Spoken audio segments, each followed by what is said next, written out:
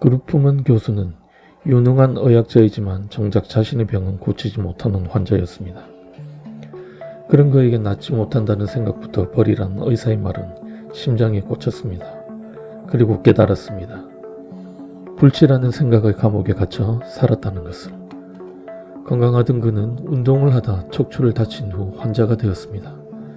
디스크 부상으로 척추 유압술을 받았지만 정상적으로 움직일 수가 없었고 극심한 통증에 시달리게 되었습니다. 그 후 소문난 명의를 찾아 다니며 온갖 치료를 받았지만 전혀 효과가 없었습니다.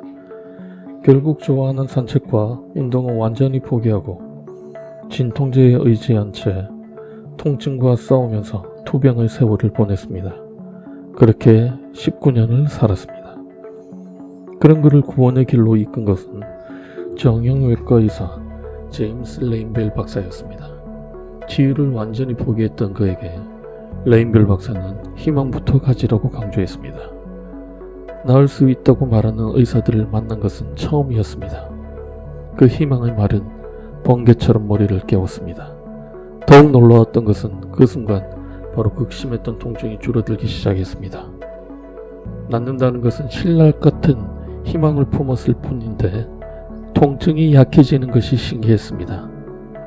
마음의 변화가 몸의 생리작용을 순식간에 바꾼 것을 자각했고 희망이 자신의 병을 치유할 수 있음을 깨달았습니다.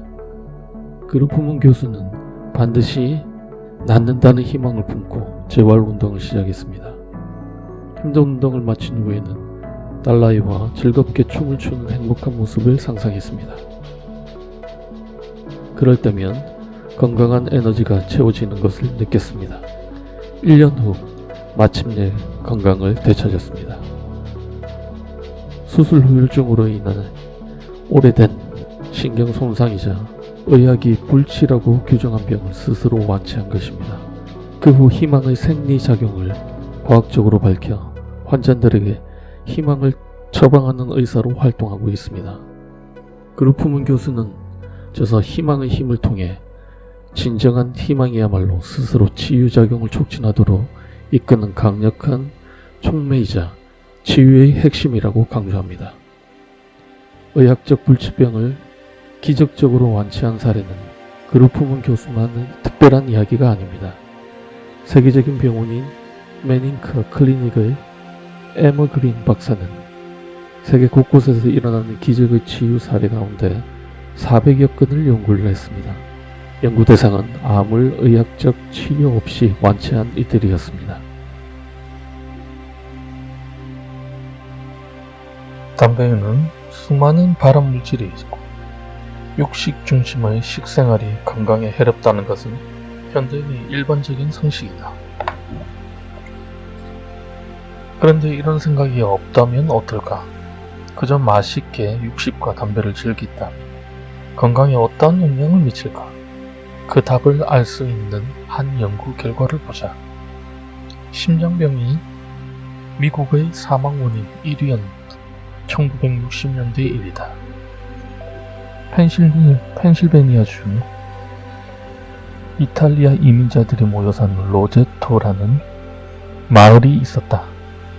이곳 주민들은 65세 이하는 심장질환이 없고 65세 이상에서도 심장마비 사망률이 미국 평균의 절반 수준으로 나타났다. 의사들이 납득할 수 없는 건강지수였다. 오클라호 대학의 의학대학 스튜어트 울프 교수는 로제토 마을의 건강 비결을 알아내기 위해 연구팀을 끌고 그곳으로 갔다. 다들 날씬하겠지. 아마도 그 마을에 생산되는 특별한 전통식품을 먹을 거야. 아니면 요가 같은 남다른 운동법이 있을지도 몰라. 건강 비법을 모두 알아내자. 울프 교수는 건강촌을 연구하는 학자들이 주로 내놓은 특별한 식단과 운동을 예상하면서 로제토 마을에 도착을 했다. 그런데 예상은 완전히 빗나갔다. 우선 마을 주민들이 대부분 날씬하지 않았다. 약간 뚱뚱한 과체중 상태였고 건강을 위한 운동은 따로 하지 않았다. 식단도 채식 중심일 거라는 예상과는 달리 대부분 육식과 지방을 많이 섭취했다. 더욱 놀라운 것은 많은 주민이 애연가였다. 담배와 육식이 건강에 해롭다는 고정관념 없이 그저 맛있게 육식과 흡연을 즐겼다.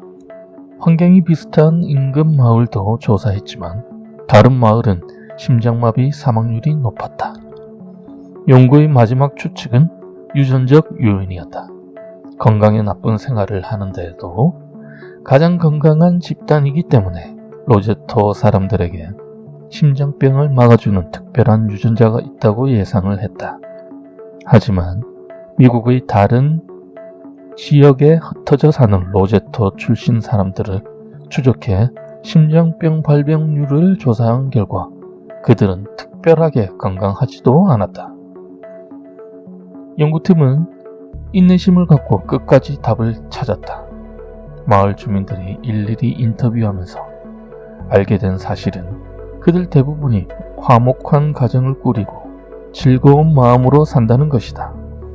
또 마을 전체가 공동체를 이루어 서로 돕고 의지하며 사는 유대감이 강했다.